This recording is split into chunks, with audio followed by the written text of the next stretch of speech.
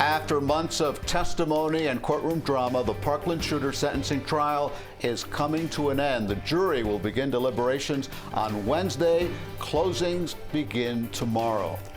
Today, prosecutors and defense attorneys met with the judge to work out jury instructions. CBS 4's Joan Murray is at the Broward Courthouse. And Joan, this has been a nerve-wracking time for the families of the victims and a very long legal process. Yeah, and many of those family members have been here every day. Now, today, as you mentioned, both defense and prosecutors spent the day talking about the language that will be given to the jury on Wednesday when they will begin their deliberation process.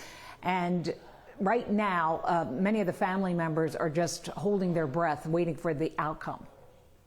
My goal is at least 20 people with an AR-15 and a couple tracer rounds. Though he did not testify, the Parkland shooter's own words are a big part of the evidence in his sentencing trial. State, is this the standard instruction? The judge deciding what instructions jurors will have when they start deliberating whether to recommend death or impose a life sentence for killing 17 students and staff at Marjorie Stoneman Douglas High School Valentine's Day 2018. Because I felt like no one loved me.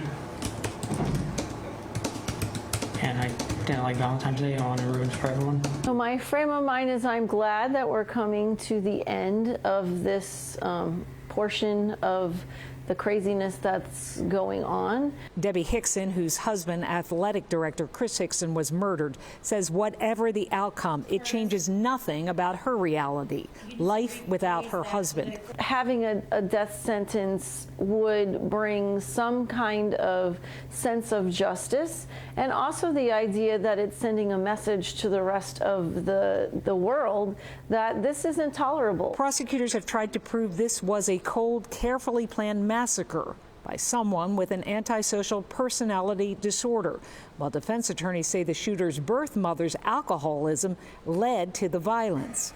But his brain is broken. He's a damaged human being. Now we're going to see what the jury believes. And it goes back to jury selection, the folks that they picked, what do they think, what are their experiences?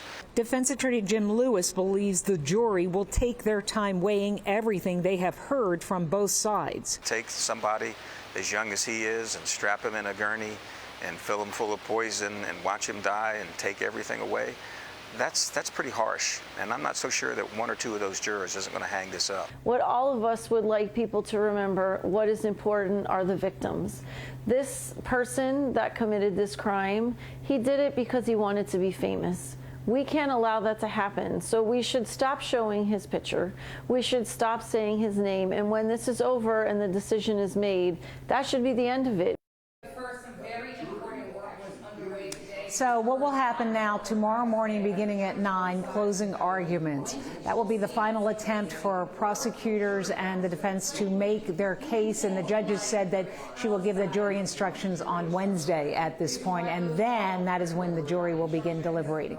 Reporting in Fort Lauderdale, Joan Murray, CBS 4 News. Joan, thank you very much. And you can watch the closing arguments on the CBS News Miami stream. We'll be taking them live as soon as they begin tomorrow morning. That's expected to start at 9:30 a.m.